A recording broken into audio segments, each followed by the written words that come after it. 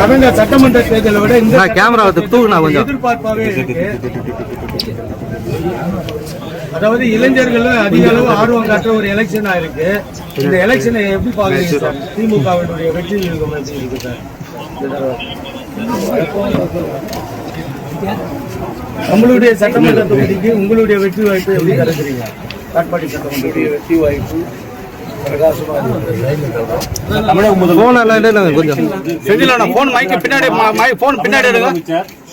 இந்த தேர்தல் வந்து டெல்லிக்கும் தமிழ்நாட்டுக்கும் அப்படின்னு நடக்கிற ஒரு தேர்தல் அப்படின்னு சொல்லிட்டு ஒரு சொல்லியிருக்கேன் போனா அது இப்ப இந்த காலத்துல எப்படிங்க சார், களத்துல எப்படிங்க சார்?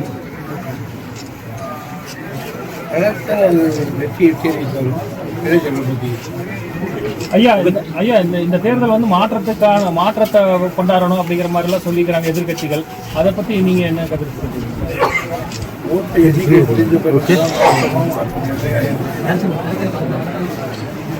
இப்போ காட்பாடி சட்டமன்ற தொகுதிக்குட்பட்ட பாளையக்குப்பன்ற ஒரு கிராமத்துல வந்து வாக்குச்சாவடி மையத்தை மாற்றி வச்சிருக்காங்க. அதனால எங்க ஊர்ல வந்து 900 ஓட்டு இருக்கு, நாங்க ஓட்டு போட மாட்டோம். இப்போ கருப்பு கொடி கட்டி இப்போ ஆர்ப்பாட்டம் நடந்துட்டு இருக்கு சார். அங்க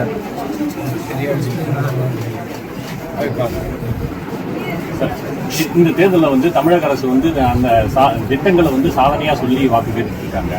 ஆனா இந்த திட்டங்கள் வந்து அந்த அளவுக்கு இல்ல, நாங்க சொல்றதா நல்ல திட்டங்கள் அப்படின்னு எதிர்கட்சிகள் சொல்லிட்டு இருக்காங்க. எதிர்கட்சிகள் எல்லாமே சொல்லிட்டு